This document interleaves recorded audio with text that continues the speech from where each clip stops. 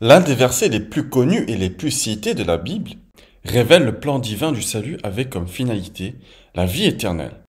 Jean chapitre 3 verset 16. Car Dieu a tant aimé le monde qu'il a donné son Fils unique afin que quiconque croit en lui ne périsse point, mais qu'il ait la vie éternelle.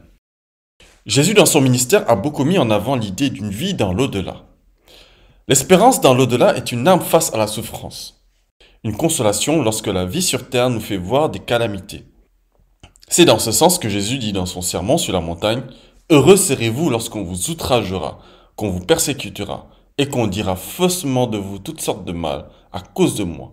Réjouissez-vous et soyez dans l'allégresse, parce que votre récompense sera grande dans les cieux. Car c'est ainsi qu'on a persécuté les prophètes qui ont été avant vous. Jésus non seulement propose l'espérance de la vie éternelle face à la souffrance, mais prépare ses disciples aux persécutions qu'ils allaient connaître à cause de leur foi.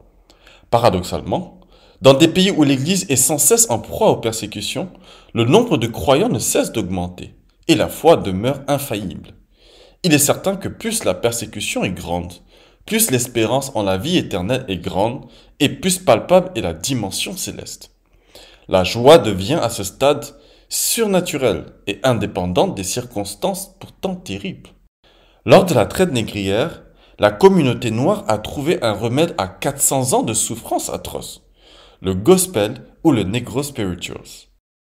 Ces chants qui sont inspirés des évangiles évoquent l'espérance de la vie éternelle, la liberté qu'ils pourront enfin connaître en présence de Jésus-Christ. Il est ironique de voir que ces esclaves ont connu l'évangile au travers de leurs bourreaux, et au final ont largement mieux compris le message de l'évangile que ces derniers, qui d'ailleurs n'avaient rien de disciples de Christ, mais utilisaient juste la Bible comme instrument de domination. La joie de ces esclaves, malgré leur peine, était un signe clair de la puissance de l'évangile dans leur cœur, évangile qui leur propose une vie sans chaîne, éternelle, dans l'au-delà. Il est curieux de voir que nous consacrons énormément de temps et d'énergie à construire 90 ans de vie terrestre, qui ne sont que néant à côté d'une éternité après la mort. Ne serait-ce pas plus judicieux de préparer son éternité et s'assurer à ce que nous serons en présence de la gloire de Dieu?